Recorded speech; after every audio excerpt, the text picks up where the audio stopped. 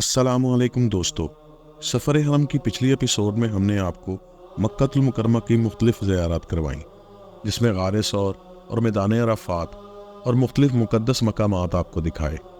सफ़र हरम की आज की इस एपिसोड में हम आपको मक्का से वादी ताइफ की तरफ लिए चलेंगे।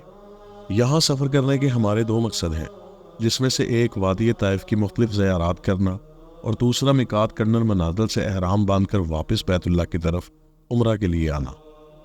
मक्कातुल मुकर्रमा की हदूद जहाँ से एहराम बांधना वाजिब है, इन्हें 5 मकामात यानी मिकात से समझा जा सकता है।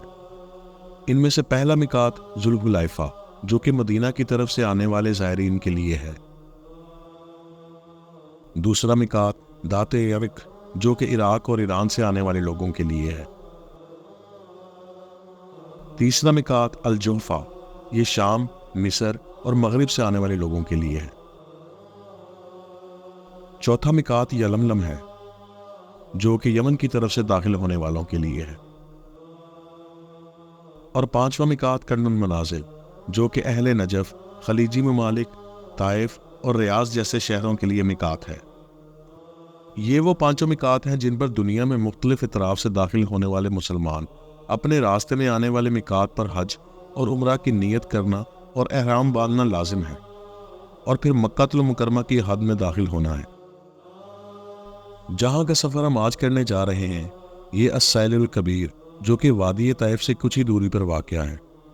इस जगह कर्नल मनाजिल के मिकात से हम एहराम बांधकर वापस खाना काबा का सफ़र करेंगे और उम्रा अदा करेंगे।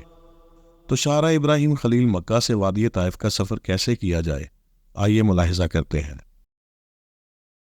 अस्सलाम वालेकुम दोस्तों, मैं इस वक्त मौजूद हूँ मक्कातुल मुकर्रमा शारा इब्राहिम खलील, और मेरे पीछे आप ये देख रहे हैं बसेस लगी हुई हैं। तो ये मुख्तलिफ मकामात पे जाती हैं, कोई मदीना जाने के लिए लगी हुई है, कोई ताइफ, कोई यहाँ की जो ज़ियारत हैं वो करवाएंगे।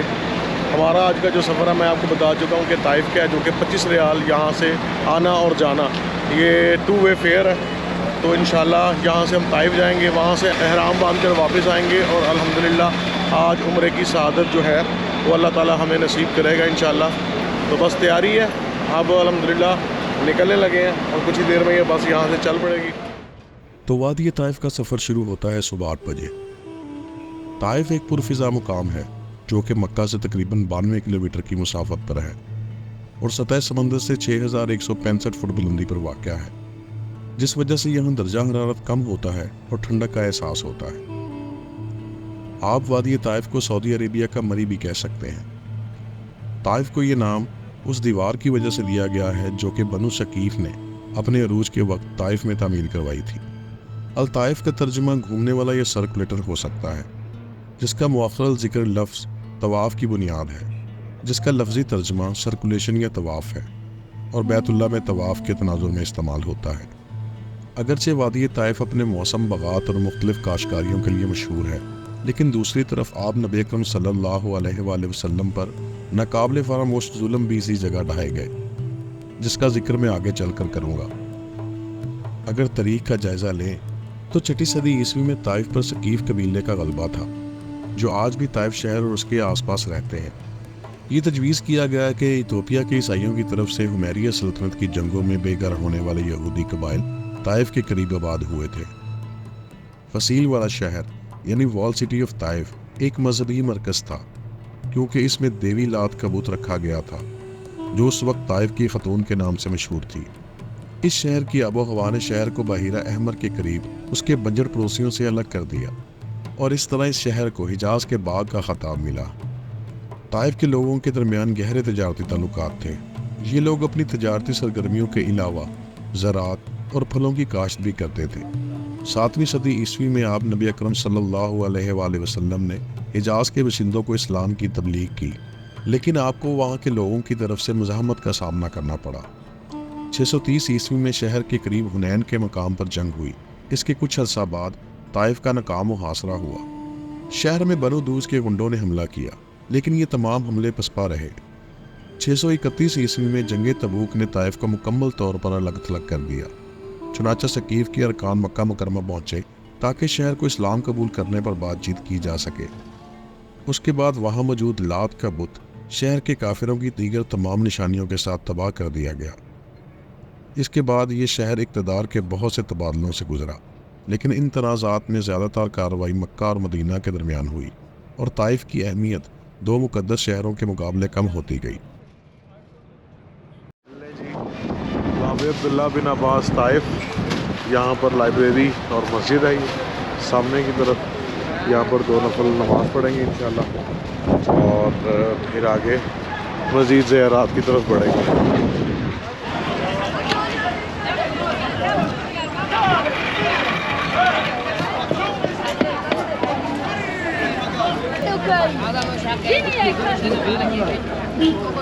طائف کا سفر کرتے ہوئے ہم پہنچے حضرت عبداللہ بن عباس کی شرائن پر، جہاں ان کے نام سے منسوب ایک لائبریری اور مسجد موجود ہے۔ حضرت عبداللہ بن عباس آپ رسول اکرم صلی اللہ علیہ وآلہ وسلم کے چچا زاد بھائی تھے۔ آپ 619 عیسوی میں پیدا ہوئے اور آپ کی عمر ہجرت کے دور میں صرف 3 برس تھی۔ جب رسول اکرم صلی اللہ علیہ وآلہ وسلم کی وفات ہوئی تو آپ 13 برس کے تھے۔ آپ بے حد ذہین اور قرآن پاک کی تفسیر بیان کرنے میں آپ کا کوئی ثانی نہیں تھا۔ آپ کو ہزاروں احادیث زبانی یاد تھیں، جس وجہ سے آپ کو علم کا سمندر بھی کہا جاتا ہے، اور قرآن پاک کی ابتدائی اسکالر کے نام سے جانا جاتا ہے۔ عبداللہ بن عباس لائبریری میں کتب خانہ اور ایک اسلامی تعلیم گاہ ہے۔ پرانے ادوار میں کاغذ کی بجائے پتھر اور چمڑے کا استعمال زیادہ ہوتا تھا۔ یہاں رکھے قرآنی نادر مجموعے اور بہت سی آیات پتھر اور چمڑے پر لکھی دیکھی جا سکتی ہیں۔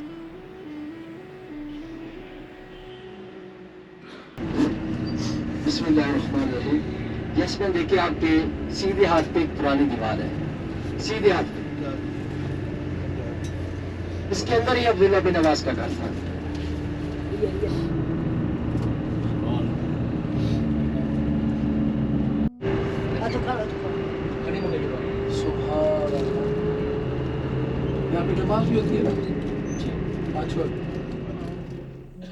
بعثت نبوی کا 10واں سال اور شوال المکرم کا مہینہ، آپ نبی اکرم صلی اللہ علیہ وآلہ وسلم فریضہ تبلیغ کے لیے غالباً پیدل طائف تشریف لے گئے۔ آپ کے ہمراہ زید بن حارث رضی اللہ تعالی عنہ تھے، اور آپ نے 10 دن یہاں قیام کیا۔ معززین علاقہ کے مکانوں پر تشریف لے گئے اور انہیں دعوت اسلام قبول کرنے کو کہا، لیکن ان سب نے بے رخی کا مظاہرہ کیا۔ آخر کار آپ یہاں کے سرداروں عبدیہ لیل اور مسعود اور حبیب کے پاس تشریف لے گئے اور ان کے سامنے اپنے آنے کا مقصد واضح فرمایا، لیکن ان بدبختوں کی بدنصیبی کہ انہوں نے نہ صرف آپ کی دعوت کو ٹکرایا بلکہ نہایت گستاخانہ رویہ اختیار کیا۔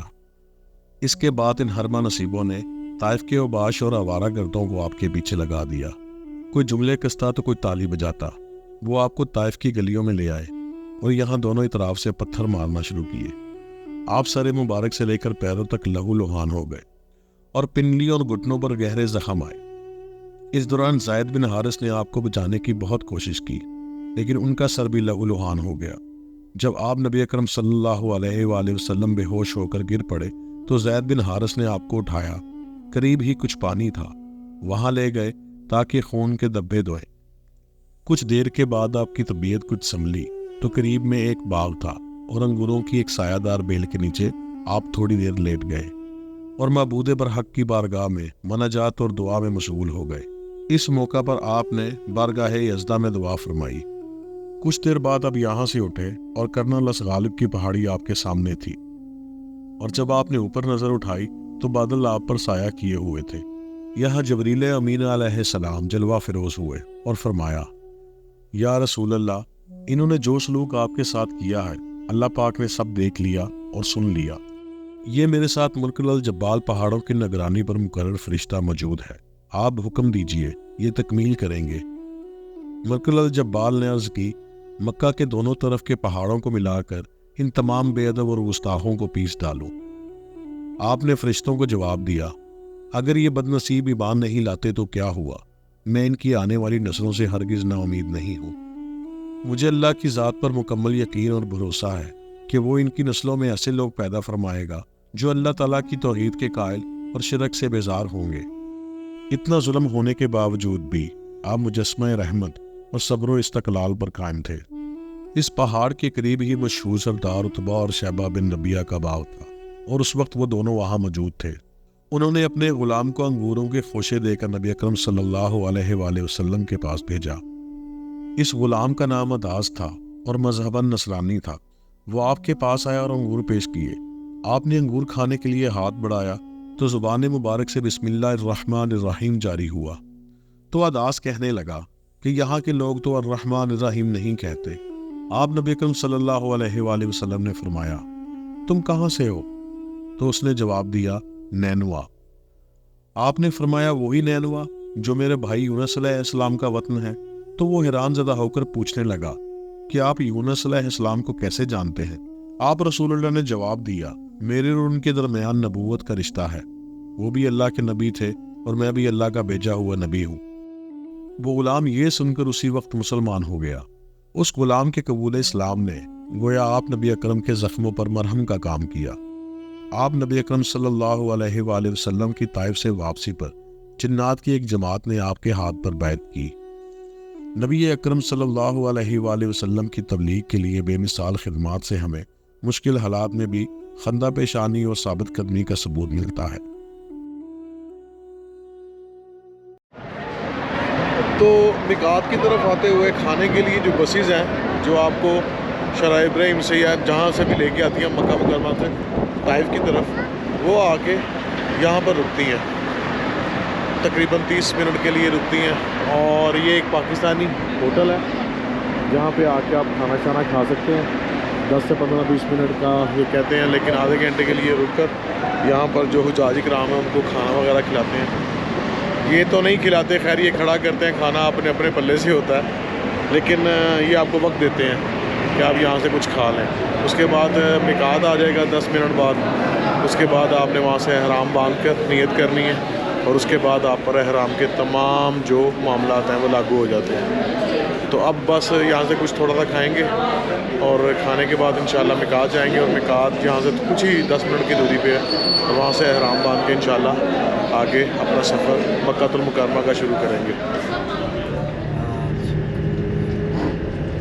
بسم اللہ الرحمن الرحیم۔ اس وقت آپ کے الٹے ہاتھ پہ دیکھیں، یہ کنر منازل میقات ہے۔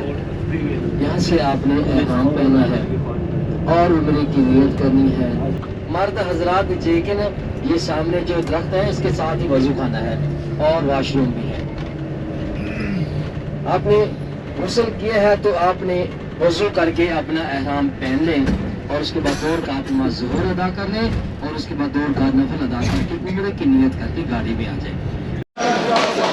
جی تو دوستو السلام علیکم، احرام باندھ چکا ہوں اور الحمدللہ یہاں پر میقات کے مقام پر موجود ہوں۔ میقات مسجد کرمل المنازل، یہ ایک مسجد اور ایک مقام ہے جہاں سے اگر آپ طائف کی طرف سے آ رہے ہیں اور طائف کی طرف سے عمرہ کرنا چاہتے ہیں تو یہ وہ جگہ یہاں پر آ کے آپ اپنے احرام وغیرہ باندھتے ہیں۔ تو اب بس میں بیٹھوں گا اور انشاءاللہ آگے بڑھیں گے مکہ المکرمہ کی طرف۔ نظر آئے گی، دیکھیں نواں منظر آئے گا۔ میں پہلے پاکستان سے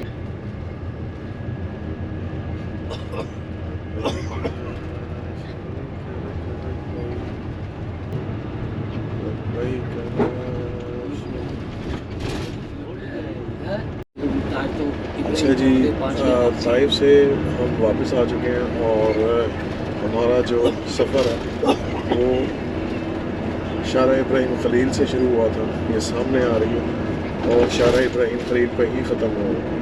تو اب انشاءاللہ یہاں سے ہم حرم جائیں گے اور اپنے عمرے کا فریضہ ادا کریں گے۔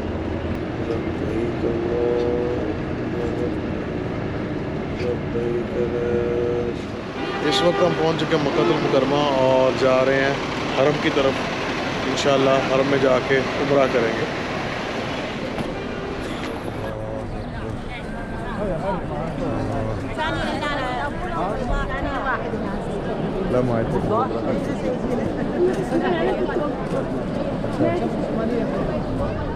اللہ اللہ اکبر، بسم اللہ اللہ اکبر، بسم اللہ اللہ اکبر۔